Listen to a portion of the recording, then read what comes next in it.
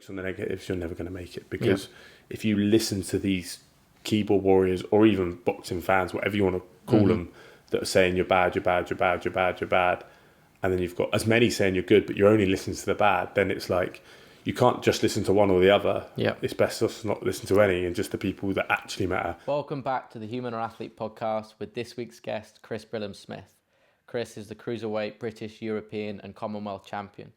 Chris and I just had a brilliant conversation on how to keep the main things, the awareness of who you are as a human and how that molds you as an athlete, and finally being able to detach from it all and come back to who you are.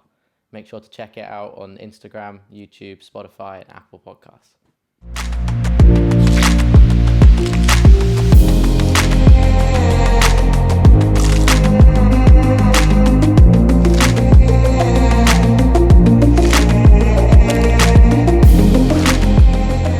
Welcome to the Human Athlete Podcast, Chris. Thanks for coming on. Thanks for having me, mate. It's a pleasure. I think we've got very similar ideas and brains with our podcast, so it's great. I know, I'm looking forward to it. Jump straight in, kind of where people or what people do know about you, the gentleman. Where'd that come from? What's the thinking behind that? I mean, I think a lot of my mates would disagree. They've probably got enough stories on me to disagree, but no, it's.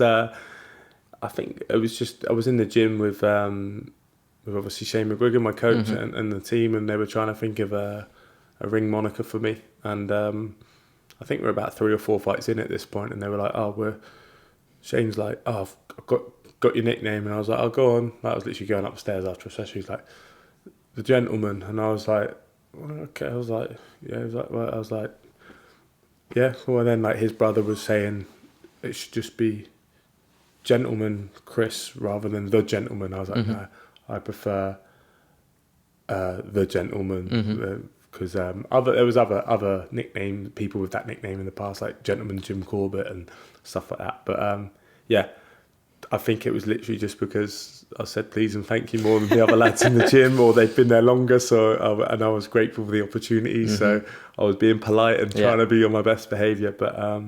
But yeah, that was. I don't think Mia doesn't disagree with it. My wife, so it must be all right.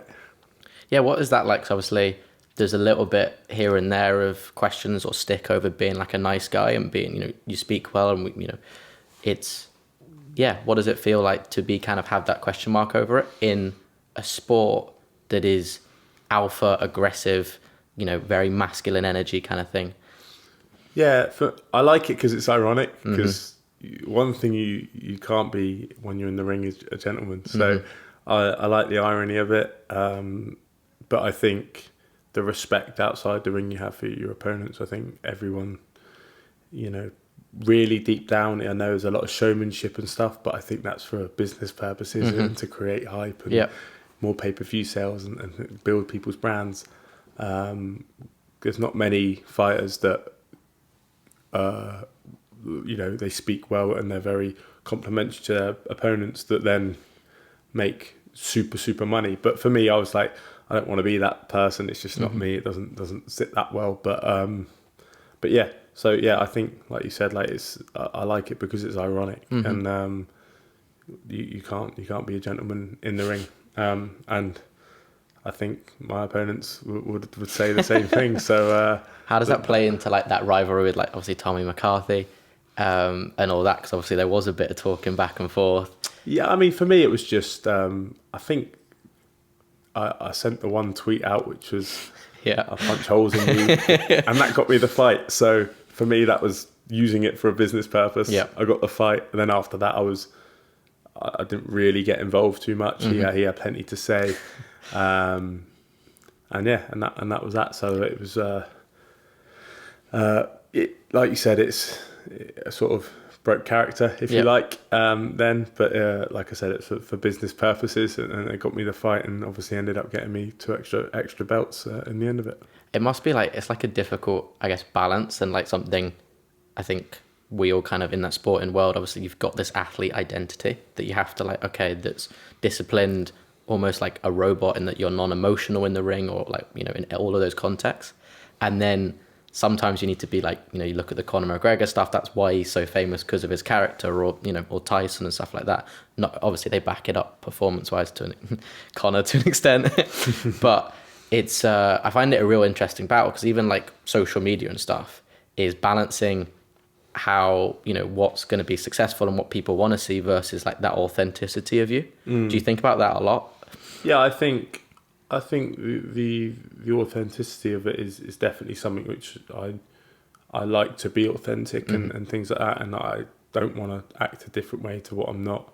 I think it's funny because like Conor McGregor, like the people they just love. They either loved him or they love to hate him. People like that are Marmite.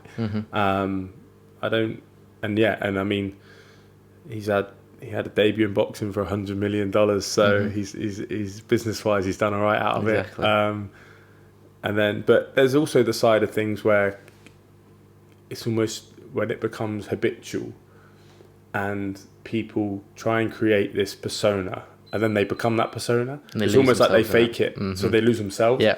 So it's like they're faking it, and then they've made themselves it. So there's that side of things. Obviously, there's stories of Conor McGregor going a bit nuts and doing this and that and the other, and maybe he wasn't like that before, and he was quite humble and stuff like that. And then thought, to make money, I've got to create this side of me.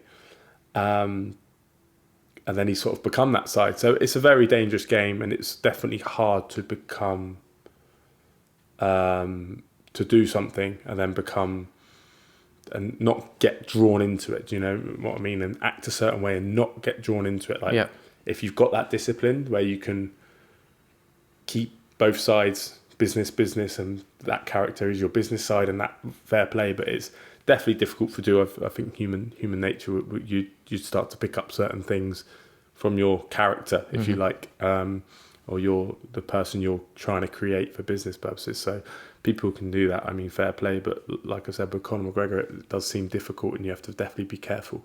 And that, I guess, why it's easier. Well, if you can, dip your toe into the business side, or dip your toe and be a little bit more like, the tweet or stuff like that, and just, push it a little bit. But also, I guess it's easier to be authentic and to be yourself, and to trust that the audience is the money that will come from being yourself in a way. Yeah, for sure. And I I think for me, a lot of people do that for a short-term gain and trying to create that exposure. But at the end of the day, if you can't fight, you might make money, but you're not going to achieve what you want to achieve. But and for me, that's just the long game that I'm playing. Yeah, that's exactly it. Like the infinite game, some people call it, in that you're playing, or you're fighting, you're preparing for the career that you're going to have in 5-10 years, and not getting stressed about, the next 2 months, I have to be incredibly brash and loud, or not myself, to make an image right now, instead of the patient game, which is, again, more sustainable. You've got more balance. You're going to balance the two characters of all that kind of better. So it sounds like you're on the right track with that one. Yeah, I think it's easy. It's easier to just be yourself, right? Exactly. Boxing's hard enough. You don't need to start creating a character. It's easy just to be yourself. And I think sometimes, and I think everyone's got, I don't think anyone's necessarily an introvert or an extrovert. I think, especially in boxing, I think you're both, like, in a way. You have a humble side, you have a confident side, because you can't be a boxer without having an ego, to some extent. So everyone's got an ego in the sport, but then I do think everyone's got that gentleman and respect side of things. And I guess naturally, as we go through life, different moods, you go either side of the line, rather than just one end of the scale to the other end of the scale. But so I think, naturally you have different modes of your personality, and you dip into each mode. So I guess the secret's not being like attached to one or the other, and being able to go back and fall out of the athlete ego, and be able to ground yourself and humble yourself with your family, your friends, go back home, and stuff like that as well, which I think obviously is the key to it. In an opinion-based sport, football's obviously hugely important to what everyone thinks of you, unless you're scoring 40 goals a season. And boxing as well, to get the fights, obviously, and know obviously the record, and you got to win at the end of the day. But there's a lot going into it. How do you deal with, if people are calling you, say, he's too nice, or how do you deal with people's opinions on you as a fighter? The thing is, there's as many you get as many praises, and especially in modern day society with social media, you get as many critics as you do people praising you, and you can't. It's the same principle as going from one end of the scale to the other. It's, you know, that quote of don't take the let the wins go to your head or the losses go to your heart sort of thing. It's, you just got to keep that medium line, and you're always going to dip below and above it. And if you want to just keep that wave of just going through your career like that, and having that long-term goal in mind, and not looking at each fight as the world title fight. How do you do that? How do you stay in that middle wave? I think you've got to stay true to yourself, I think, and listen to the people who you actually opinions you care about. You can't listen to social media. There is hundreds and thousands of people, in some people's cases, not so much mine, but you know, I've got thousands of followers or whatever, but you get people who watch your fights that will say that was the worst performance of all time. Some people say it's, and like, I think you can just look at those and go, I don't know either of these two people. One saying I'm the best fighter ever, one saying I'm the worst fighter ever. I must be somewhere in the middle. Do you know what I mean? Yeah. And that's, I think you've got to just listen to yourself, the people you trust and respect, your coach, your family, and that close circle. I think if you listen to them, and you listen to them about your performance, because that's all that matters at the end of the day, that's got to be the main thing. And that's sort of one of the things I always try and put across, is you've got to keep the main thing. And that's, although my podcast is about sort of finding the 1% and 2% and things, I've said it before, like, they don't matter unless you're doing the other 98%. So you can't add 1-2% to 70% or 50%, because they really don't matter. They're not going to make even 1 or 2% difference there if you're not getting your nutrition right, or your sleep right, or your training right. And so for me, like, the main thing that matters is your performance, and then everything else is added onto that. When it comes to your career, you've got the base, and then you've got the little suburbs off of it. Exactly. If you don't have the foundations, exactly. So you've got to just keep that foundation, and that's the foundation of your team and your opinions and things like that. I think that's got to be, all athletes have got to be like that, because that's all that matters. Too many people get caught up and they'll read a comment, and human nature, as we know, is to focus more on the negatives and the positives. The amount of people in boxing, if you focus on the negatives, you're never going to make it, because if you listen to these keyboard warriors, or even boxing fans, whatever you want to call them, that are saying you're bad, and then you've got as many saying you're good, but you're only listening to the bad, then it's like, you can't just listen to one or the other. It's best just not listen to any, and just the people that actually matter: your coach, your peers, your family, and yourself. More, you know deep down whether you've performed or not.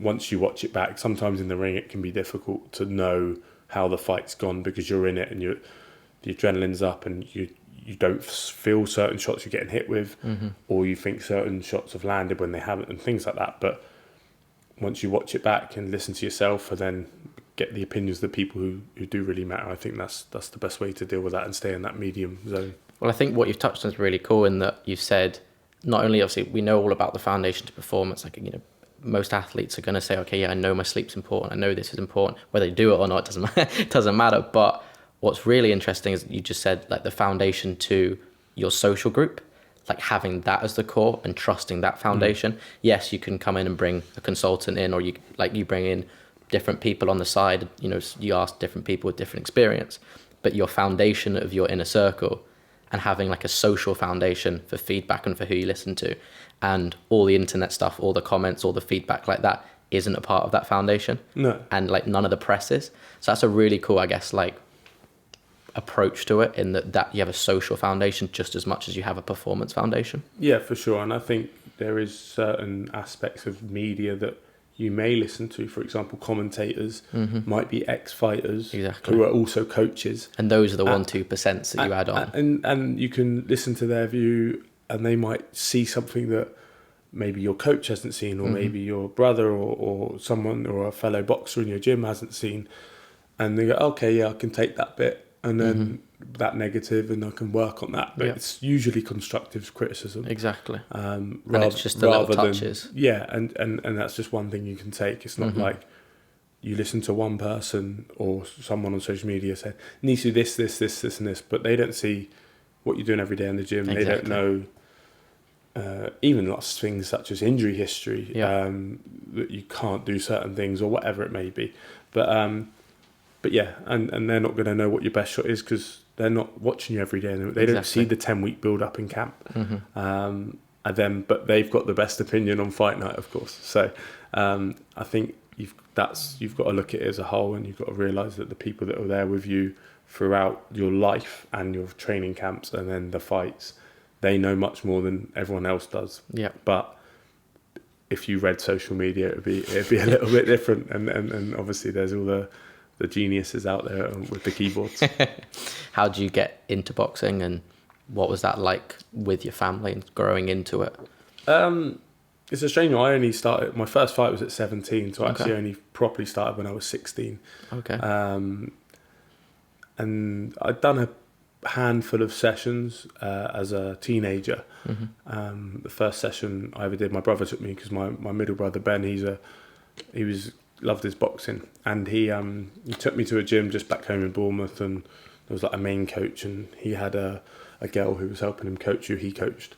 So like all the beginners would go to the girl, and that girl was Molly McCann, who's now in the UFC. So the first session I ever did was with Molly in a garage behind Iceland, in an alleyway in back home in Boscombe, which is a suburb of Bournemouth. So me and her met up not long ago and had a picture in Bournemouth, which was cool because we've both like gone on to win titles and stuff. But that would have been about 18 years ago that I first stepped. But she was teaching me how to throw a punch. And, so yeah, I had like, I think I went there for like 1 or 2 sessions, and I went, sort of just didn't go. I was just dipping in because I thought it was cool because my older brother was doing it. He was 7 years older than me. He was like 19, 20. I thought that's cool. Like and I looked up to him because he was always like, you know, he was always into his sports and stuff. And so yeah, I always looked up to him and wanted to do his things he was doing, and boxing was cool when you're a teenager. So I went a handful of times, mainly so I could tell my mates the next day at school that I went boxing the night before. But yeah, then when I left school at 16, like I said, I've been probably about 10 times in between the age of 12 and 16. I met a mate at college, my mate Dean, and he's like one of my best mates now.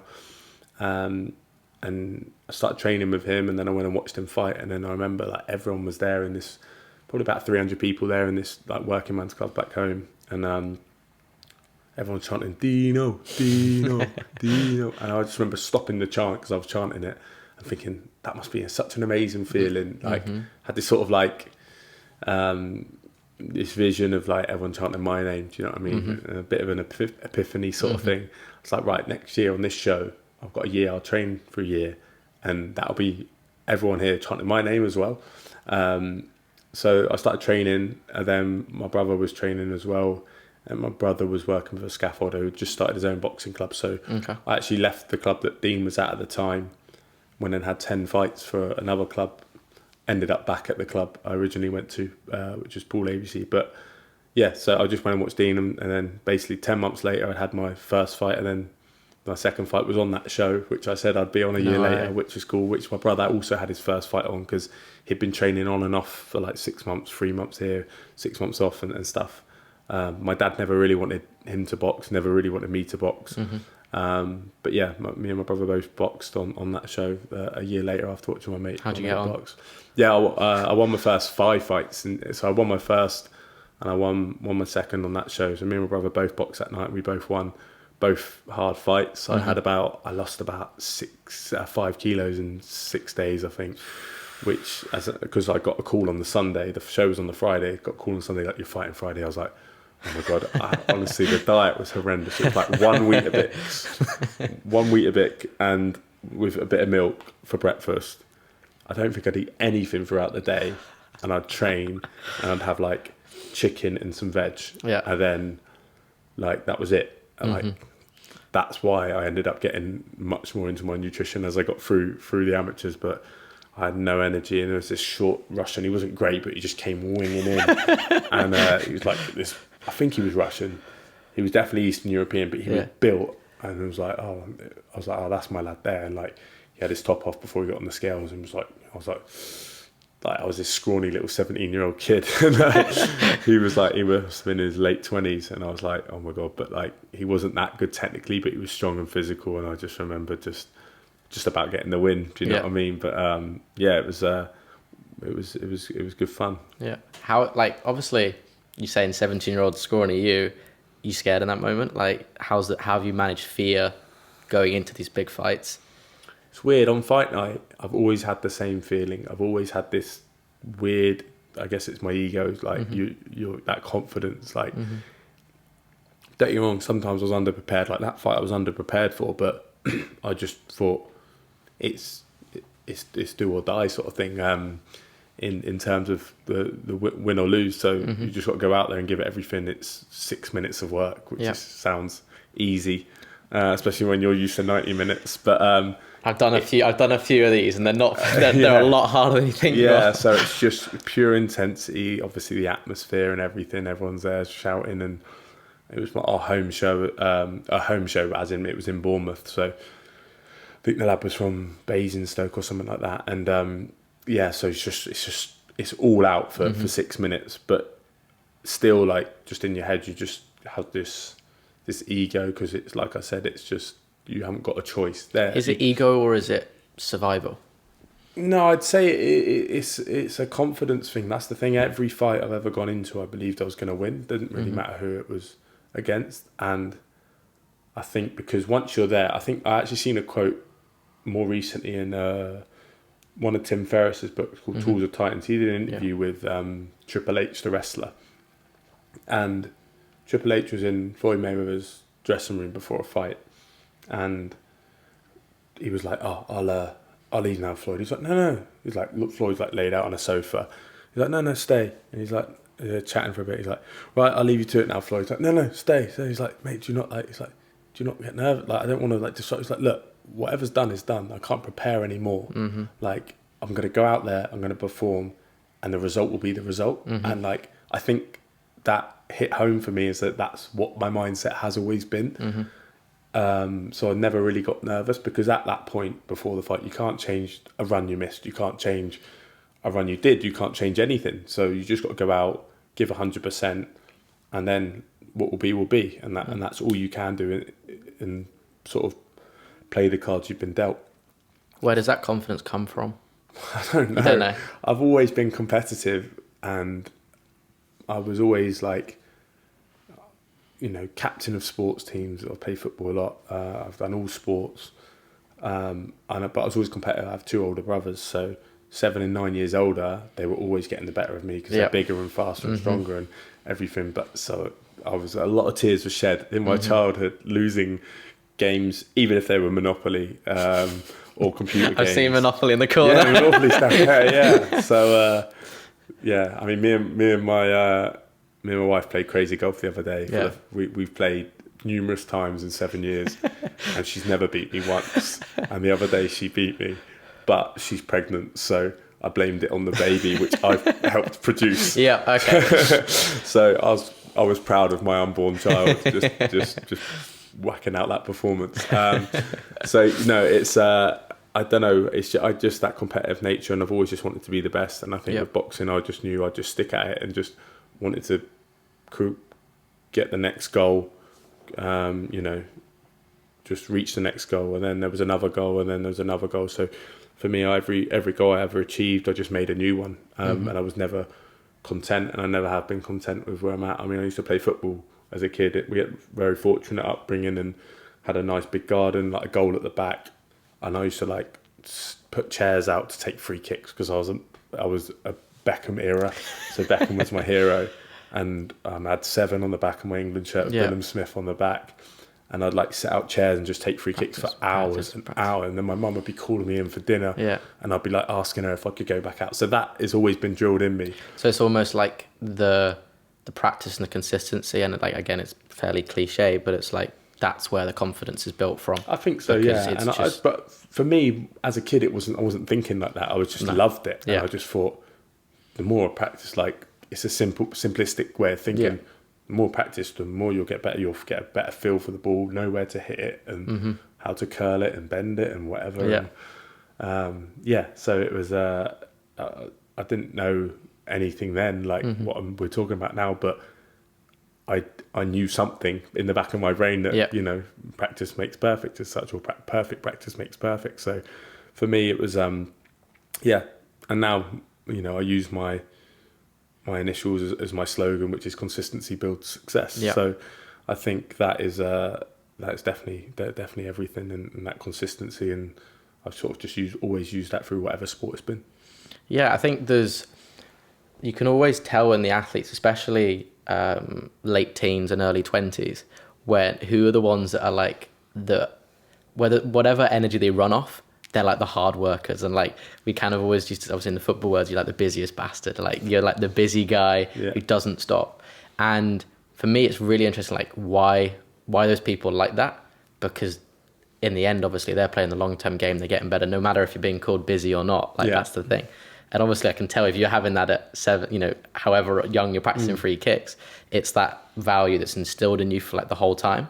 And whilst you've got these other guys that have the same love for it, but once they kind of get some success from that, and then, you know, looking at footballers that do get the early pros or that do kind of things, and this ego comes into it because of who they look up to Neymar and think Neymar doesn't practice, or you look up to Messi and you think Messi doesn't practice, when you don't realize these guys are probably practicing the most just because they look the most relaxed or the nonchalant, or they've got this identity around this effortlessness.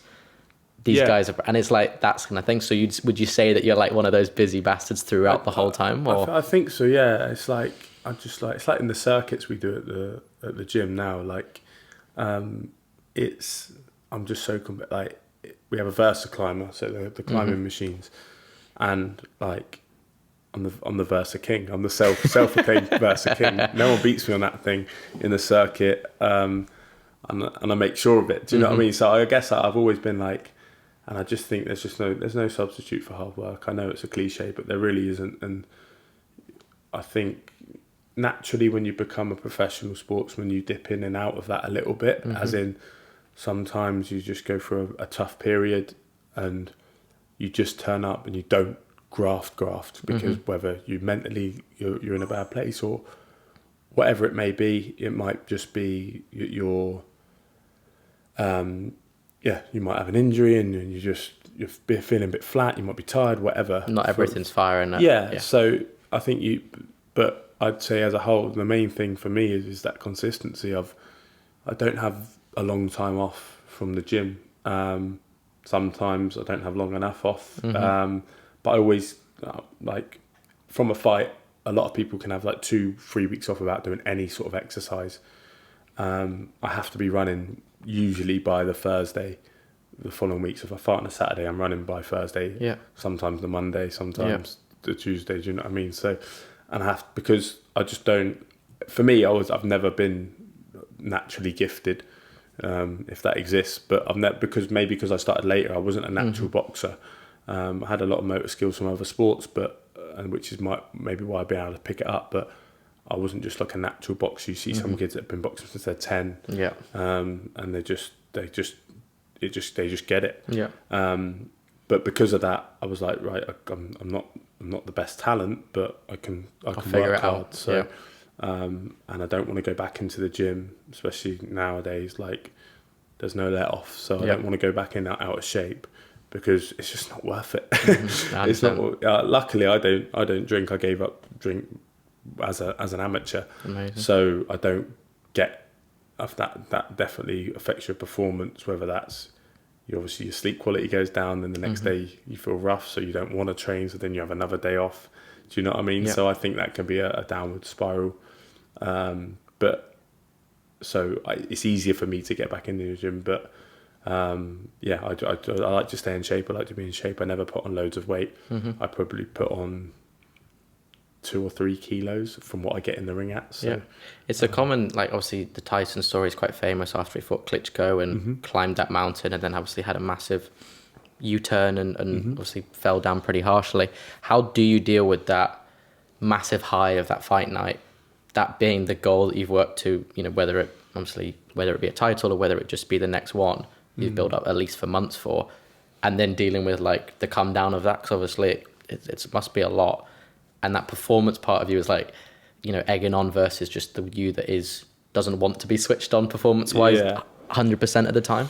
I think, like what I said earlier about worrying about the performance and that. So I never, like I said, never let the wins get to my head and the losses get to my heart. And I think that is me down to a T. If I could have a good performance and scrape a result, for example, I'd be, or in the amateurs, I've had good performances where I've lost and I've been happier with them than some of my wins because that's what I base my feelings off of. So the belts, the highs, I think you got to look at the big picture. Like, I haven't necessarily boxed.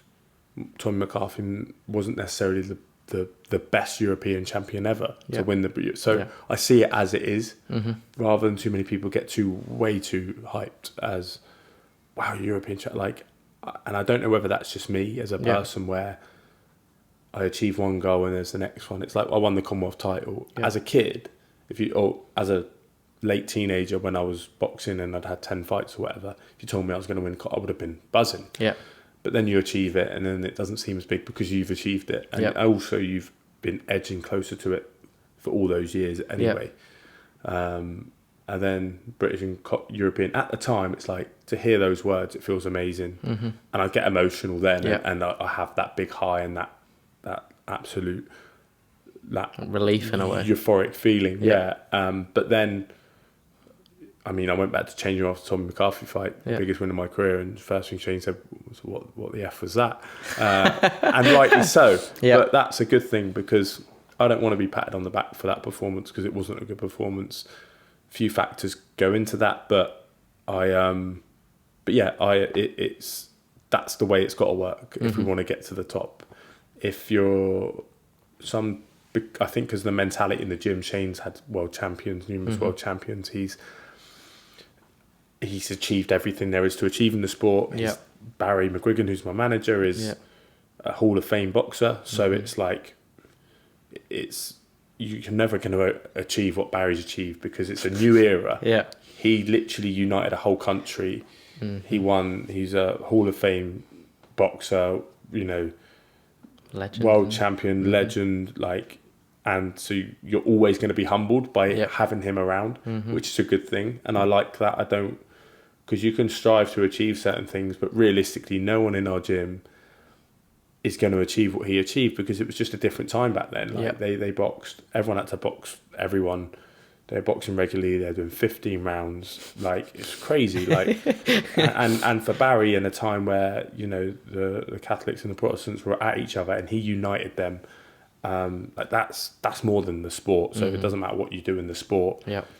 Barry did everything in the sport and united a whole country and helped stop, really have that whole movement into the country becoming one. Then you're not going to achieve that. So you're always humbled. So it's very, very easy for me to stay on a level, and I think the highs aren't that high, and maybe that's a bad thing because I might look back after my career and go, I wish I enjoyed them more. And I've even written it in my diary recently, and I've said to Mia, I said that I need to appreciate the moments more and live in the moment, enjoy the moment more, because you're not going to get those moments back, and it's hard to celebrate sometimes, and I think I usually celebrate them for a week, but or enjoy it for a week, should I say, and then you're just like, what's next? And that's a good thing and a bad thing because it helps you striving on, but you've got to find that balance because you don't want to get to the end of your career and go, I wish I did this, I wish I did that, I wish I did this. But there's things that I have done and I love, after the Tommy McCarthy fight, I was at the Bournemouth Stadium with my 3 belts. Getting those paraded around the stadium, which was amazing, and that for me is a special moment. And it's videoed and pictured, and I've got those memories, and I enjoy those sort of moments. But once again, it's staying humble enough to know that that's not the end goal. So, but yeah, it's. I think, like I said, I just try and keep that middle ground with the highs and the lows, and It's fascinating as to how that balance between the realistic, objective side of it, but never also burning out your spark and your passion, because obviously it's that balance between them not giving you enough approval so that you've got that hunger to like, I want to like not prove you wrong, but I want to prove you right. That you're like believing in me, but also being harsh on me. But at the same time, them giving you enough that you're still getting better, you're still improving. And it's like, it's such that blend between the two, like the objectivity of this is my goal. I want to be world champion. I want to win the Commonwealth title. I've got to win this fight. Versus I want to enjoy this. I'm getting better. This is what I love to do. And it's like in a lot of the sports, and I think especially you look at everything that's attached to football, that line between just enjoying it, being present with the ball at your feet and your love for it is like, there's so many blocks in it now between the politics of it, there's a lot of external ones, such like the politics, the money, the egos, the expectations of you, but there's also a lot of internal ones that we put on ourselves, like the blocks, the pressure we put on ourselves, the expectation we put on ourselves, all that pressure to be, this is who I've got to be and everything.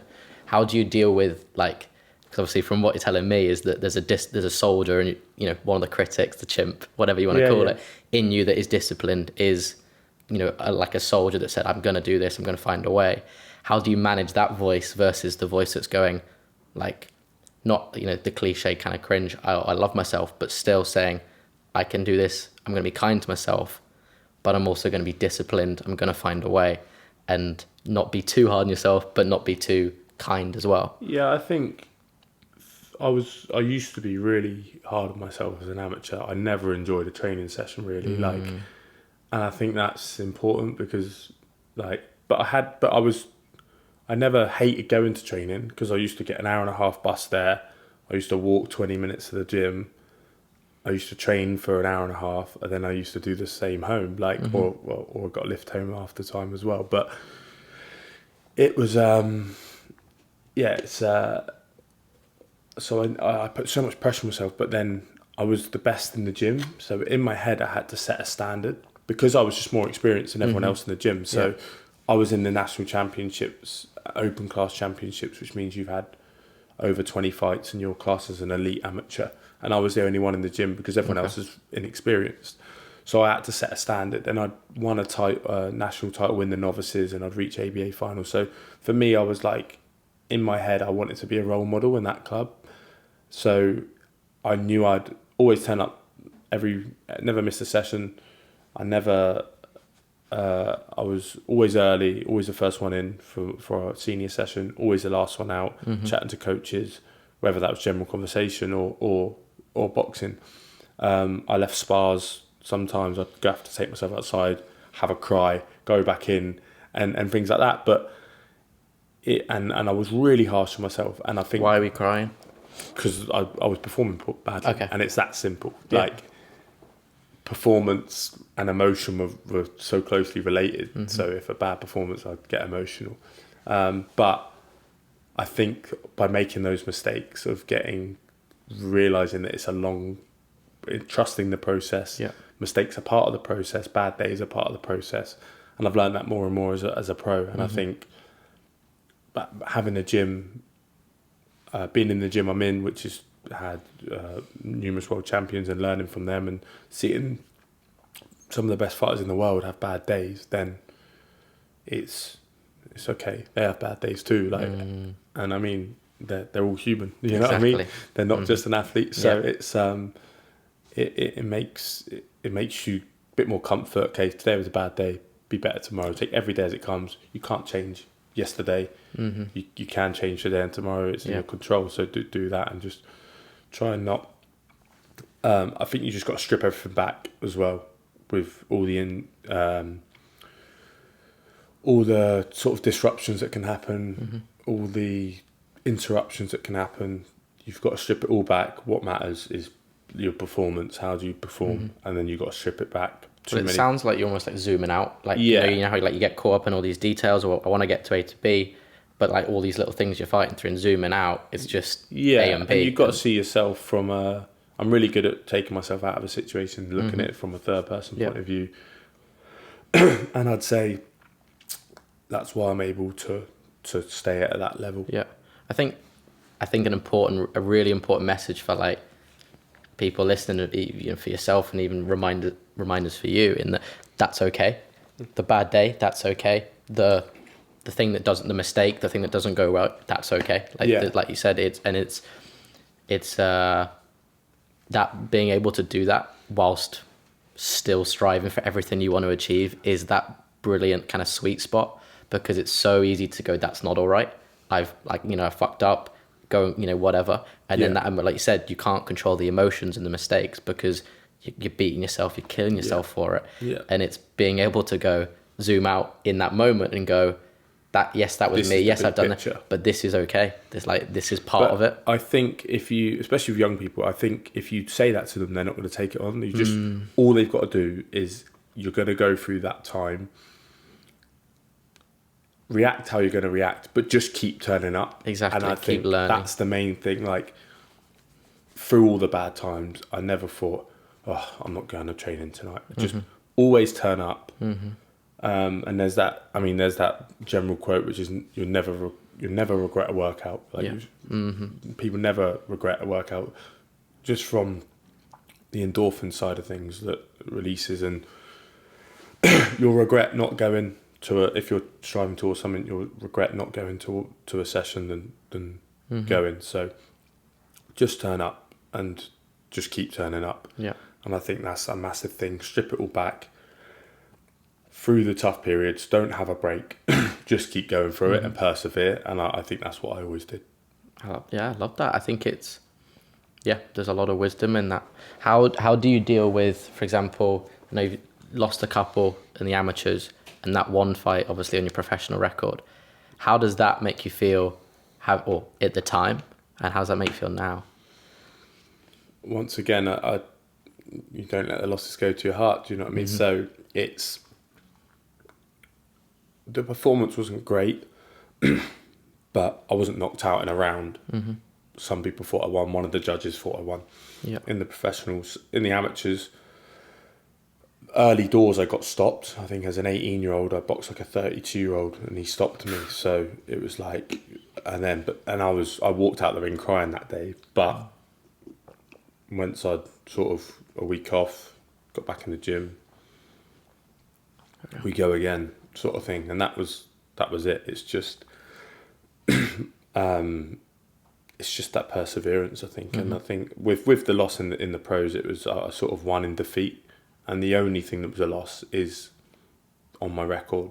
Like, I didn't get badly hurt, I didn't perform that bad. I didn't perform my best, but I didn't perform that bad. A lot of people thought I won the fight. My stock was risen from it.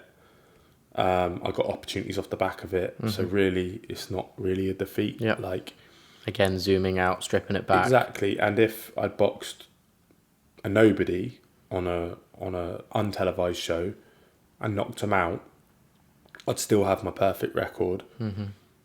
But That's I wouldn't have had the exposure. Yep. I wouldn't have had the opportunities off the back of it. And once again, like you said, zooming out and looking at the whole picture, it's the best thing that happened for my career was taking that fight. Even though I lost, I got opportunities off the back of it. And then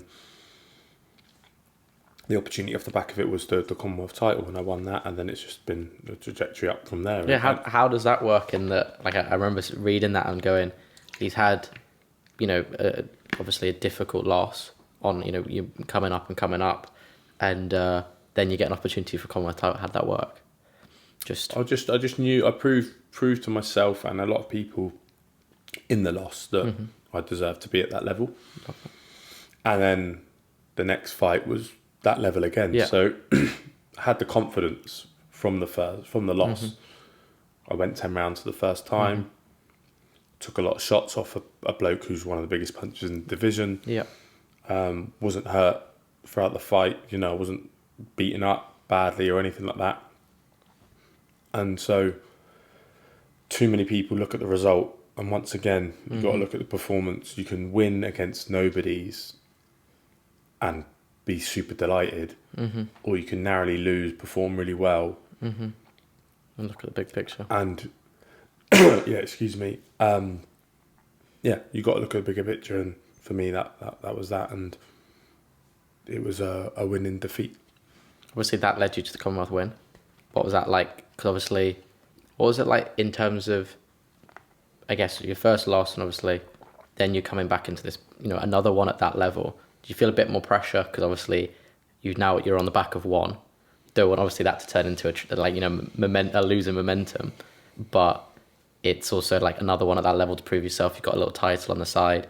It's a lot, it's I guess a career defining fight in some ways. Yeah, it was for me, and we'd had our wedding planned in Italy, so there was a lot of pressure on the fight. Was that right after? Not right after, but the fights after that, the money from those fights was going to pay for the wedding. Okay. So there was a lot riding on that fight, and I think that sort of brought out the best of me, and I think that showed in my reaction, the relief. That was a relief fight. That was a relief fight. After I won, just the pure relief and elation that I got from that was just such a good high. Mm-hmm. And probably the best feeling of my career because of how much was riding on it.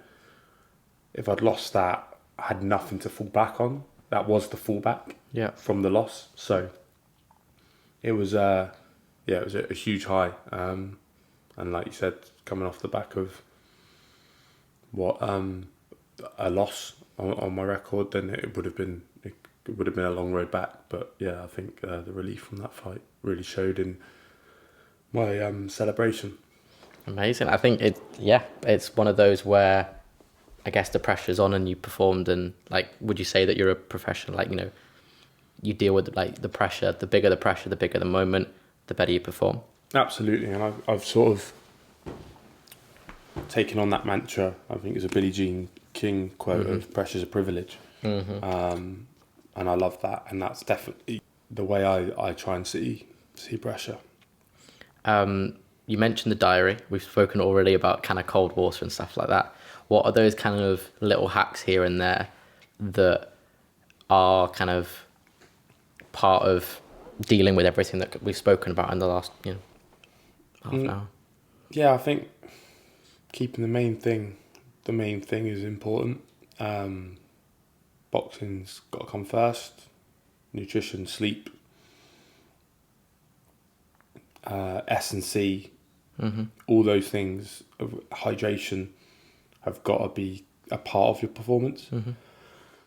So alongside training, you've got to have all those to be able to train, and then the 1% and 2% matter. Whether that's the ice baths, ice showers, the little supplements here and there, whatever they may be, help that performance, and then the mindset as well. It's sort of all one recipe, but there's only a few little 1% to 2%, whether that's breathing things you do. Like, I like to do a lot of nasal breathing, and that's helped my fitness massively. And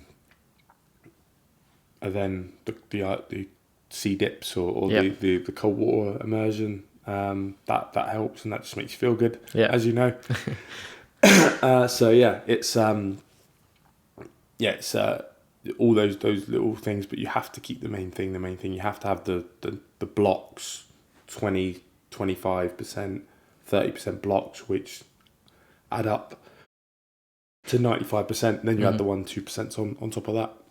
Yeah, I think people can get really, obviously, especially in like the self-help world and all these different podcasts and all these different specialists, is people get carried away by like, how many minutes am I spending in the cold water? How many 24 supplements am I taking? And all these different things. And it's so easy to forget of going out there and just doing what you're supposed to be doing. Like, as a football, you go out and you just play as much as you can, kick a ball as much as you can, be around it.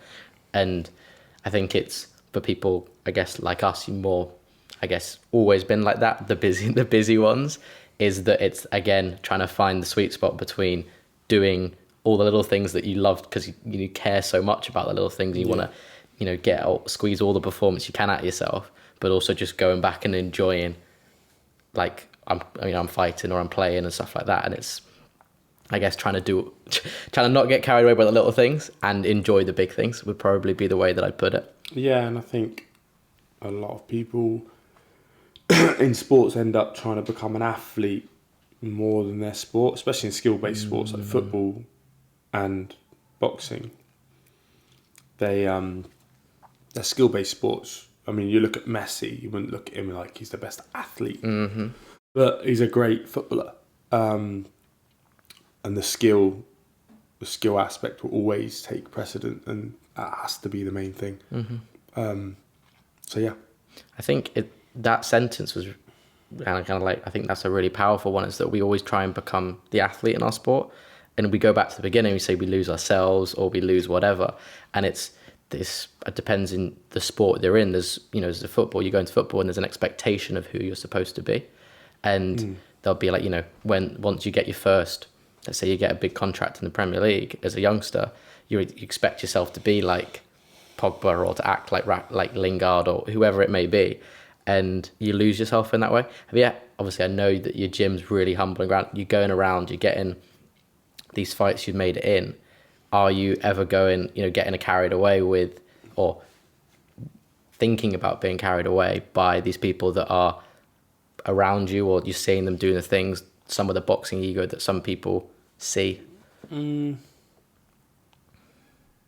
I wouldn't say so. I think for me, I'm my own worst critic. So, and that is my performance and my character. Like, I want to be the best version of myself. So your character comes into that as well. So it can be difficult at times, I guess. But I wouldn't say I've ever lost myself or anything like that. I think I've stayed pretty humble throughout, and once I achieve one goal, I want a bigger goal. Is being a harsh critic on yourself a curse or a blessing? Like how hard it can be. But definitely both. I think the side of things that when you're trying to become the best version, but like I said about me in the amateurs, so harsh on myself, and I end up in tears, and that's not beneficial. But I've learned from that. Not that was every session, but those sort of things, and I think it's got me to where I am. But then at times it may have held me back as well. But once again, it's finding that balance in between being as harsh as you can, but not going over the line. Yeah. And then you got to find that balance. I think you wouldn't be the person you are today and learnt to find that if you hadn't gone to the extreme. Like, one of my favourite quotes, probably again not the healthiest, is to find the truth you must go to the extremes. And you've obviously pushed that limit. You've been very hard on yourself, and I can relate to that. And because of that, you then learn to deal with that, and you still get that objectivity, that realistic side that is going to keep you grounded, that is going to mean you can take criticism from other people because of how much you do, but you've also learned to deal with it. And I think that's what this podcast is about. That's what the one thing in which we can always work on and improve is, like, yes, I am the way I am. Yes, yeah, okay, cool. I'm really hard on myself, or sometimes you could say the opposite. I'm really kind to myself and soft on myself. But either way, it's learning to deal with that and being able, as we've said throughout, to detach from even our own thoughts, or even from the emotions of being so upset with yourself.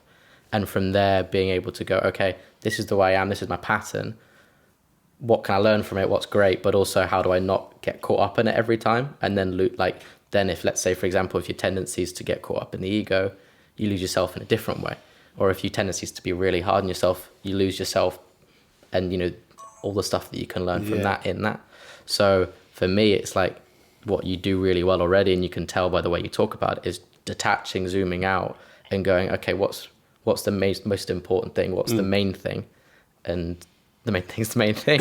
You got to keep the main thing, and you got to keep it consistent. And I think that goes for all areas, and being harsh enough, like I said, but not overcritical, but then not allowing yourself too much praise and allowing mistakes to creep in. So it's once again finding that middle ground. I think that's the same with everything in life as well, whether that's boundaries in a relationship, whether that's a loved one or a parent or a sibling or whatever. And I think that's the same. You've got to find that middle ground that works. And yeah. How do you deal with, like, there's obviously your podcast is called What Makes a Perfect Athlete, and perfection obviously is this kind of boundary, and it is this very splitting between it's either perfect or it's not.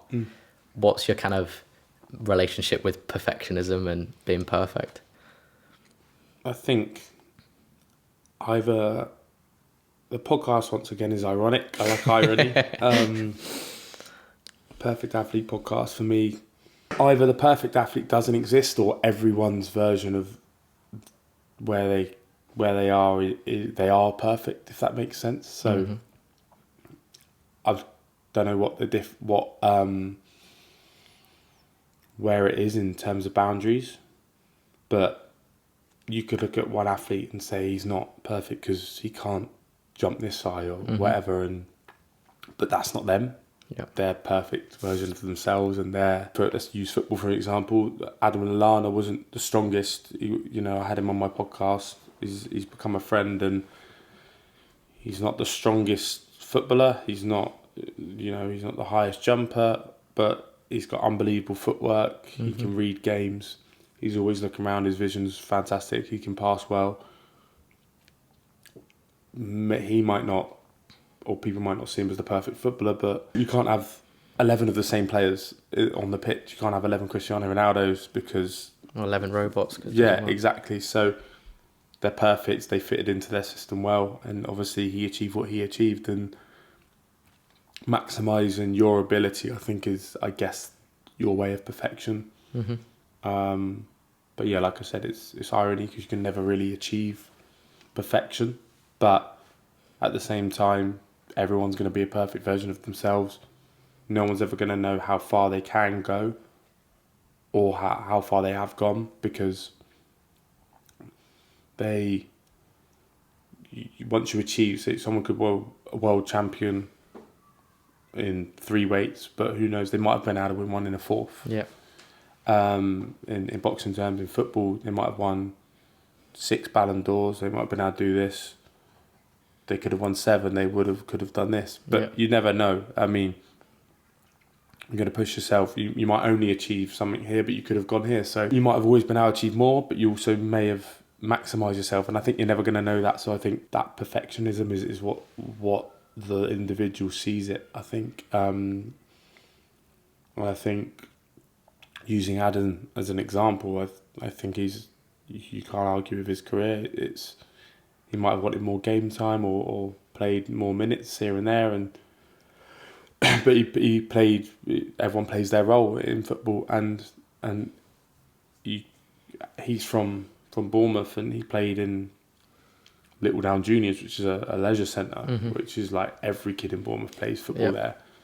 There's 6 pitches, every age group plays throughout the morning to the afternoon on Saturday.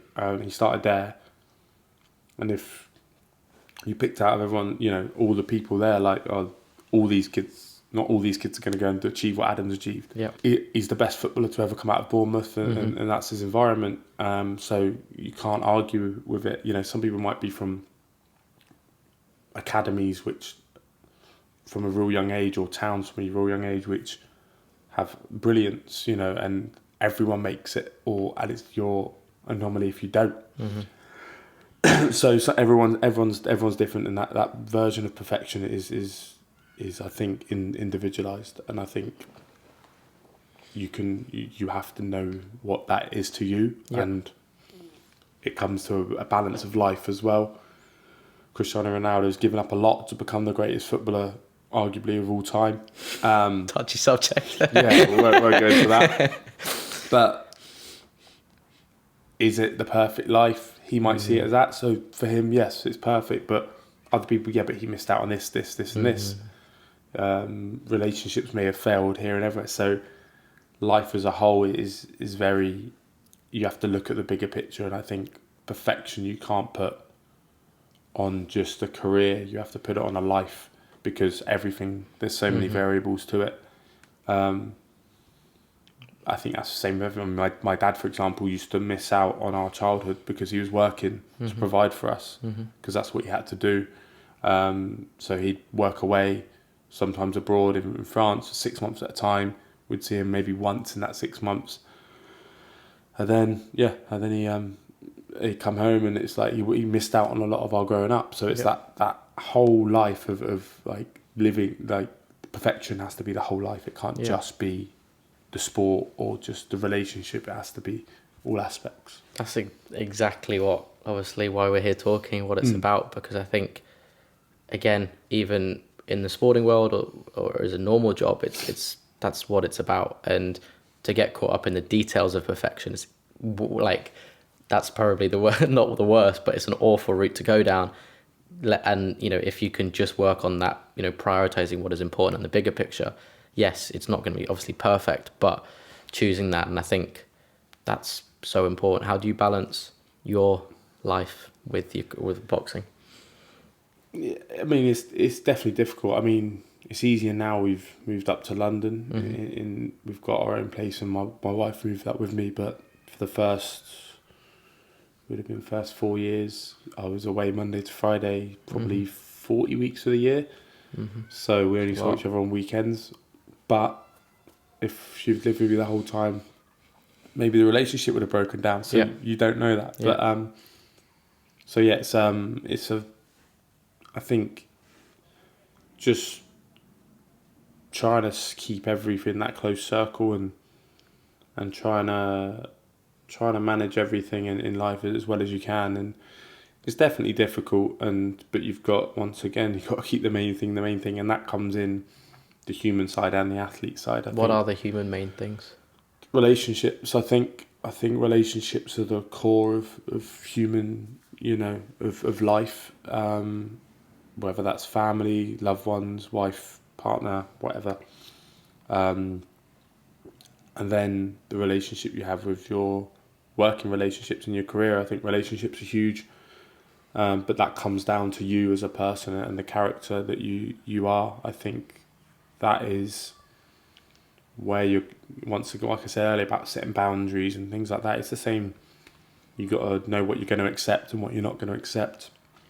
Some things you might accept for one person because you have to, because they benefit your life in other areas, and there's certain boundaries differ. Yeah, so you have to compromise here and there, and I think with that and the human side and the athlete side are there's always the same principles, and it's making sure you don't lose who you are and what is right, whether that's in your career or your relationships, or letting your career affect relationships and vice versa.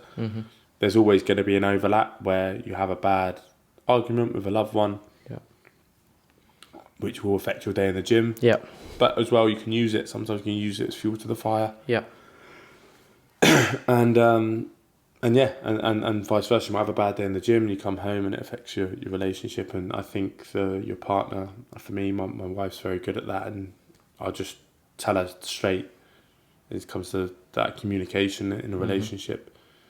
Had a bad day, don't want to talk about it, sort of thing. Or she go, "How was training, baby?" And I'm like, "Yeah, it was. Had a good day. Yeah." And then I want to talk about it. Or had a bad day, and I want to talk about it to get out of my head. So it's just knowing that and having the conversations and to help the relationship. But I think when it comes to human side of things and both sides of things, I think the relationships you have and the relationship you have with yourself and knowing what is right and wrong and what you want to be, your own values, and knowing them is the most important, because that's the foundation. Do you spend like time kind of alone to recalibrate those, or to get away, whenever you do get away from it and just say, okay, these are my priorities, these are the main things on the human side, these main things in boxing, and kind of reestablish them?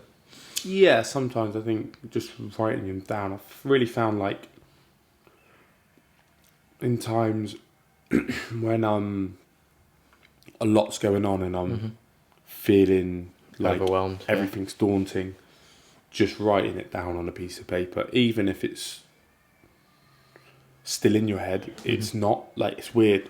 Yeah. Like I've had something before where I've had an issue with someone and I've literally written them a letter, and it's been playing on my mind for weeks. Yeah. But I wrote them a letter, and then that worry's gone because everything's out on paper. Mm-hmm. Did you send it? No. Didn't send it? No, I didn't send it. But if the issue arises again, I can always send it. But it was there for you. But it wasn't there for me originally. Okay. It was to send. Yeah. But I wasn't sure whether sending it was going to be the right idea or the right time. And Well, I guess that's when you realised that was for me. yeah, I've released it for me. but I didn't realise that. Yeah. I didn't know that when I was writing it. I printed it out, got it done, and then. Oh no, I didn't print it out. I didn't because I didn't have a printer, and it took a couple of weeks to print. But then by that time, I was like, I don't want to send it, but I feel so much better about the situation. Exactly. And it's crazy. Like that's why people journal. I mean, I've got the Stoic journal, which is obviously the Stoicism, and they used to write everything down, and it just seems that journaling's such a good way for it. And journaling doesn't have to be every day. It can just be. You've got loads on your mind. There's no pressure or perfectionism to Get an journaling. A4 random pad, write it down. Sometimes it might mean scrunching it up and burning it or chucking it in the bin, but it doesn't matter. It's just it really does help to get things out of your head and onto paper. It's a huge, I guess, life hack, and it's not necessarily a perfect advice podcast, but it is something that I stand by, and you obviously clearly stand by. So it's I think it's something very powerful, and it can I think it's almost its own form of talking. Everyone's pushing how important it is to talk, and you don't necessarily always trust the people you're talking to, or some people don't. Having that just space to write it is a form of that, and it has a huge impact on your mental health, on everything. It's just like having a therapy session with yourself. Exactly. Like, I mean, I've never had therapy, thankfully. I haven't ever felt the need to have it, but I think that's what it is, like a therapy session for yourself, and you feel much better for it. How important would you say the mental side of life is, like on your sport, and how much important is the mind, I guess, in all of that? It is your life. Like you live inside your own head. Like you're like everything you see, say, feel, do, all comes back to how it's interpreted in your head. So although it's important not to live in your head as such, it's all you can do. It's to know that that your head's like living there, but to also like allow it, but also detach again. Yeah, it's difficult, but like all you have is your mind. It's the only thing you have. Hence why all I do is read help. When it comes to reading books or looking for things, it's everything self-help, and to just want to get as good as I can at this thing or that thing or this thing, or get as good at being myself or whatever it may be. But all you have is your own mind. So if you're putting, it's like media. Like I don't watch the news. I don't watch the news at all because just nothing ever good comes of it most of the time. Like basically, it takes you away from the main things. And you know your main things at the moment, and that's what's important. And that's where your focus is at the moment. And there'll be different times in your life where you have more space to do different things like that, and to go, you know what, the platform I have at this point, I'm let's say not if I'm taking a break from fighting or whatever it may be, I'm going to focus on the human side and also do it helping other people in this way. So I guess it's just what are the main things, and those aren't those things. And again, I'm the same in that I don't consume the news. It's not apart from obviously what you get from other people. It's not something that I kind of let in, and I think that's a respectable way of looking at it. I think I think that is it, and I just try not to let negativity come in when we're in any shape or form. There's always going to be aspects because life is full of ups and downs, but I think that's the thing for me. To tie it all up, I kind of ask the same question at the end of every episode, and what makes you more than a boxer, more than an athlete? What makes you human? Good question. I think just realising that after my career, there will be another cruiserweight champion, there will be another boxer, there will be more boxers from Bournemouth, there will be all the things that I've achieved or I've done that maybe other people haven't done. So people will do them if I haven't done them, or what I have achieved, other people before me have achieved and done. Like, I'm just my own version of an athlete, but I'll always be a human. I won't always be an athlete. Yeah. So I think that's for me. I think the difference between the two, and I think trying to keep that human side to the athlete is important to me.